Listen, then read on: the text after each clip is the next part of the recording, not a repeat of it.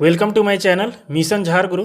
In this video I'll discuss some important general science question which is very important for your upcoming examination. So this video is presented by me. My name is Wasim Ansari. Let's start. This video will be in Hindi language. So first question, IREDA एक लघु रत्न श्रेणी 1 भारत सरकार का प्रतिष्ठान है। IREDA क्या निरूपित करता है? तो यहाँ पर पूछा है IREDA का फुल फॉर्म क्या होता है। तो the right answer is Indian renewable energy development agency. So option is the correct. यहाँ पर लघु रत्न है तो कंपनी को 3 कैटेगरी में बांटा जाता है। पहला महारत्न, दूसरा नवरत्न, तीसरा मिनी रत्न।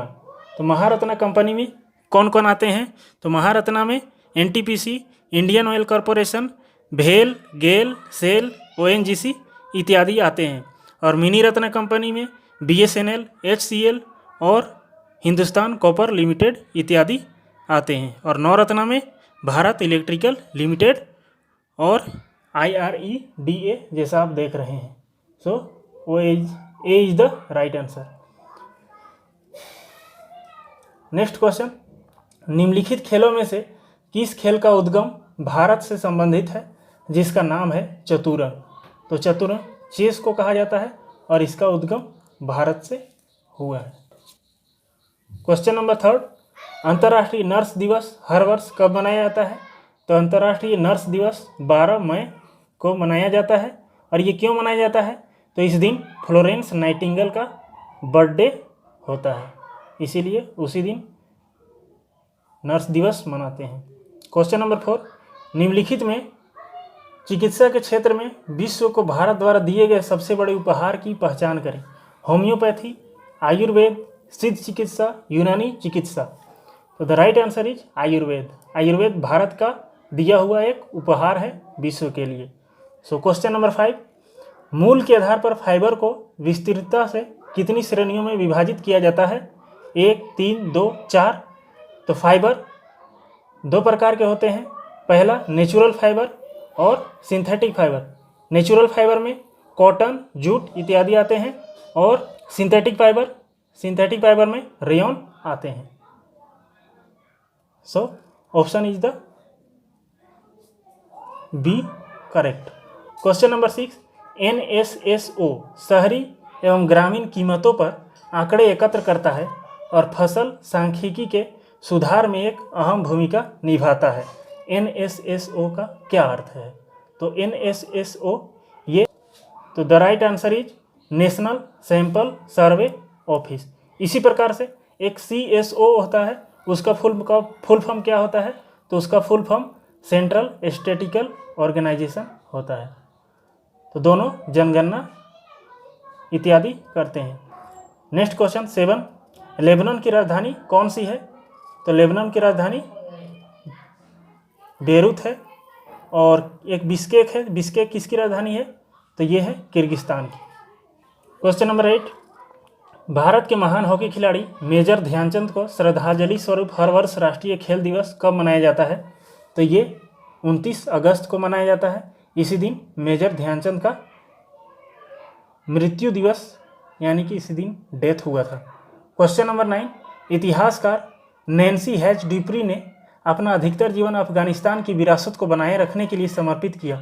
वह निम्नलिखित में से किस देश से थी? तो नैन्सी हैच ड्यूप्री USA से संबंधित है। क्वेश्चन नंबर 10, उच्चतम गुणवत्ता वाला हार्ड कोल निम्न में से कौन सा है? तो anthracite. There are 4 types of coal, anthracite, bituminous, peat, lignite. तो सबसे उच्चतम होता है एंथ्रासाइट, उसके बाद बिटुमिनस, फिर लिग्नाइट, फिर पीट। नेक्स्ट क्वेश्चन 11 नंबर, भारत के मूल संविधान को जबलपुर के कौन से प्रसिद्ध चित्रकार ने डिजाइन किया और सजाया था? तो मूल संविधान को डिजाइन किया था ब्योहर राम मनोहर सिन्हा ने। क्वेश्चन नंबर 12, गीता रहस्य नामक पुस्तक भारत के किस समाज सुधारक द्वारा लिखी गई थी? तो गीता रहस्य पुस्तक लोकमान्य तिलक के द्वारा लिखा गया था। क्वेश्चन नंबर 13, भारतीय राष्ट्रपति फखरुद्दीन अली अहमद ने राष्ट्रीय आपातकाल की घोषणा किस दौरान की थी, जो 21 महीने की अवधि तक चली? तो ये 1975 से 77 तक चली थी और इस वक्त प्रधानमंत्री इंदिरा गांधी थी। क्वेश्चन नंबर 14, अध्यक्ष और उपाध्यक्ष दोनों की अनुपस्थिति में लोकसभा की बैठकों की अध्यक्षता किसके द्वारा की जाएगी? तो जब अध्यक्ष और उपाध्यक्ष दोनों अनुपस्थित होंगे तो सभाध्यक्ष के पैनल के एक सदस्य करेंगे। So option B is the right answer. Question number 15, Ruskin Bond की एक लघु कहानी सुसन्नाज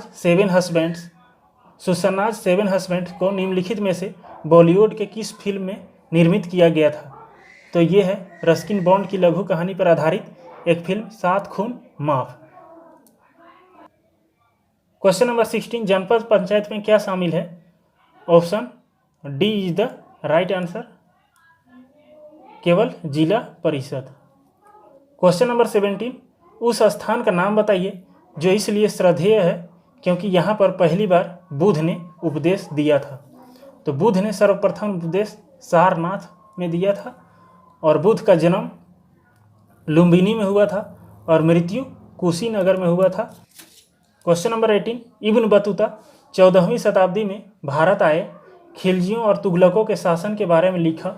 वे कहाँ के निवासी थे? तो ये मोरक्को के निवासी थे और इन्होंने एक बहुत ही फेमस बुक लिखी है, उनका नाम है रेहला, और ये मोहम्मद बिन तुगलक के शासनकाल में भारत आए थे, इब्न बतूता।